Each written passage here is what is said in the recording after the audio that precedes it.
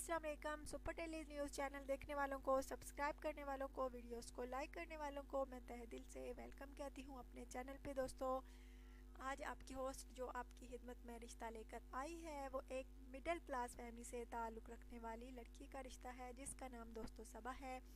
As इसकी दोस्तों तकरीबन 27 साल है। बहुत अच्छी लड़की है। इसका कहना है कि मेरा ताल्लुक़ मिडिल क्लास फैमिली से है, पर शादी जो है किसी भी फैमिली में कर लूँगी, बस लड़का जो है अच्छा कमाने वाला हो और अच्छा होना चाहिए, अखलाक किरदार का बहुत अच्छा लड़का हो, ताकि मैं उस लड़के से शादी करूं। चाहे पाकिस्तान में है या पाकिस्तान के बाहर, तो ज़रूर रब्ता करें।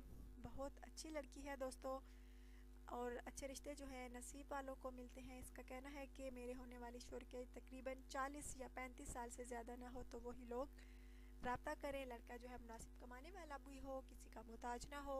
और प्लीज़ अपना बायोडाटा जो है तफसील के साथ लिखा करें। अपना ढेर सारा ख्याल रखिएगा और प्लीज़ चैनल को ज़रूर सब्सक्राइब कीजिएगा। अल्लाह हाफ़िज़।